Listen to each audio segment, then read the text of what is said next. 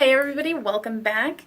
Let us get started. So today I was going to do the first 10 items I would repurchase if something happened to my makeup video. And then I was like, you know what? You guys probably know the exact 10 items that I would purchase because my favorites don't really change that often and I feel like it would be kind of boring for the vast majority of you. So I wanted to do something a little bit different, kind of along the same vein, but slightly not. So I first saw this video on Samantha Ravindall's channel. I will link her channel and her video down below. Love her. But she did a video on makeup that she would never throw out. And I was like, that's right up my alley. Now, she did have like a vast array of products in hers, but I'm keeping mine strictly to powder products because even though there are liquid products that I love, love, love, if they really do go bad and I just cannot use them anymore, I definitely will get rid of them. But here's my thoughts overall on makeup expiration dates. I personally feel like they're a little bit of a crock. So I know that there are probably legal reasons and scientific reasons to say that you should throw out your makeup past a certain point. Just so that nobody can say, oh, I used this 10-year-old lipstick and it gave me a disease and now I'm going to sue you. But for the most part, I feel like a lot of makeup expiration dates are very, very quick. And I know me and probably the vast majority of us just aren't able to go through makeup as quickly as the expiration date says that we should. And for things like mascara, of course, but I don't throw mine out after 3 months.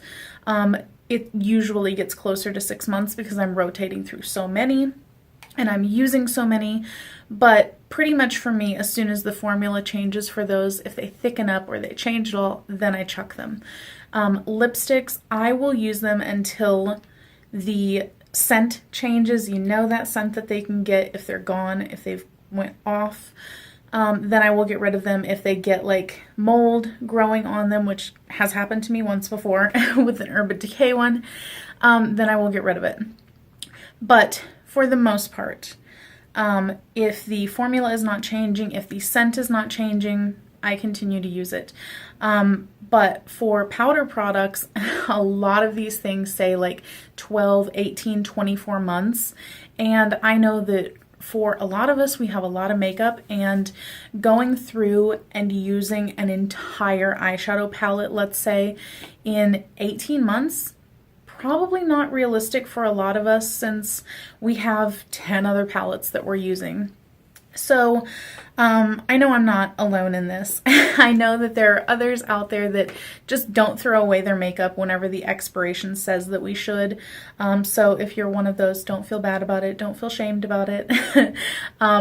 Save your money and keep your palettes, keep your powder products. Don't worry about it. It's our face. So we're the ones that have to worry about it, nobody else. So I'm going to go through here all of the products. I don't even know how many I grabbed, but just everything that I saw in my collection that I knew that if I was decluttering, if, I needed to downsize my collection or whatever it is, I would just never get rid of it unless something drastic happened to the formula or whatever. But I've honestly never had a single powder product go bad on me, regardless of how long I've had it. So here are my products that I would never get rid of. In no particular order, I'm just going to grab them here. First up, I have my Lorac highlighter in Moonlight. This is probably currently my favorite highlighter. It is a nice pale pink tone. It's not the one that I'm wearing today, but I do wear it quite often in my videos. I love a pinky toned highlight, so this is perfect for me, but just the formula in and of itself, if you're interested in other shades, they do have a few different shades of it. It is so subtle and glowy. It's not super blinding. Very workplace appropriate, very like mature skin appropriate. It doesn't emphasize lines or pores or wrinkles, and it just looks like a lit from within glow, and I just love it. Next up, I have my Kevyn Aucoin Medium Sculpting Powder. I have had this for 2 or 3 years already, and I use it every single time that I'm getting ready. 90% of the time. Sometimes I will just use a bronzer, but I almost always put just a tiny bit of contour here, if nothing else. And even with that, there's just the barest hint of a divot in there. It's going to last me forever, and I will never get rid of it. It's perfect. Speaking of bronzer, I have my Bare Minerals Invisible Bronze right there, and I have mine in Fair to Light. This does come in, I think, 4 shades.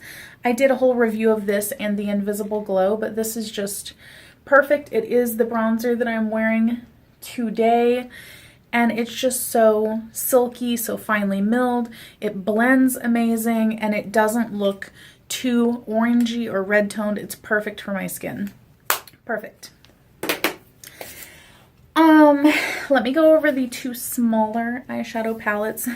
These will, of course, be of no surprise to you. Actually, now that I'm thinking about it, yeah, this Kevyn Aucoin says 12 months. No way. This is still going strong. It still is amazing. 18 months for the Lorac highlighter. I did purchase that late last year sometime. 12 months for the Invisible Bronze. I've probably had it that long already, if not longer. Both of these eyeshadow palettes say 12 months. I've probably had, for sure, at least one of them longer than that, and one of them probably close, or at least like 7 or 8 months or something like that. Won't get rid of them though. And they still smell like vanilla, so I think we're still good. I have the 2 Tartelette Tease and Flirt palettes. These are just amazing. I'm not going to dwell on them because I talk so much about the Tiny Tarte palettes and how much I love them. But here's what we're working with here. The one on top is Tease. The one on the bottom is Flirt. Cool toned, more warm toned. Love both of them.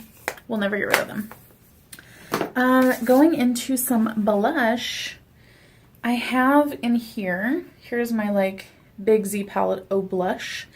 First up, Benefit Rockateur, which is this one. I've used it so much, and it still has the rock on the front of it. Can't seem to even use it enough to get rid of that. A little goes a long way. Definitely had all of those Benefit blushes for longer than probably 2 years, with the exception of this Dandelion one. I think I decluttered my other one or gave it away, and then I ended up getting this one from a friend. So now I have another Dandelion. But a dupe-ish for that is this one from L'Oreal. This is the True Match C1-2 in Baby Blossom. I actually prefer this one over the Dandelion. It is so nice. The L'Oreal True Match blushes, top notch. And also, another one that I will never get rid of is the L'Oreal True Match Innocent Flush. I think this was like neutral 3 to 4 or something like that. But both of those, and then the Benefit Rockateur, amazing. Probably my most used 3 blushes. And then last but certainly not least, and the 2 most recent additions out of all of this to my collection, but totally took me by surprise kind of things. Both of these are good for, they say, 2 years, but I will be using them until the wheels fall off. The first one is the Carli Bybel Deluxe Edition palette from BH Cosmetics. I love this so much. The shadows are amazing. The highlights are a little bit too blingy for me, but as shadows, they're great. I love this like purpley duochrome one, and these are amazing. And then this one is dirty. No. The most recent one is the BH Cosmetics Zodiac palette. Oh my gosh, you guys. I hope that the green screen isn't going to mess with this because this does have green in it, but This is gorgeous, and I totally thought whenever I first saw it, I don't really want that, I don't need it. And then this like part of the wheel was just calling to me, all the purples, I just can't resist them. And I've used this so much since I got it. All of these are like baked, shimmery, wet or dry use kind of shadows, and then all of these in the center are matte, and then this is a highlighter that's kind of blinding, duochromy. It's weird. I don't use it that much, but it is intense. So those are all of the products that I would never get rid of unless I super duper had to. But that day will hopefully never come. So let me know, guys, down below, what are some of the products that you would just never part with? And that is it. I hope that you guys enjoyed this video. I will catch you next time. Bye.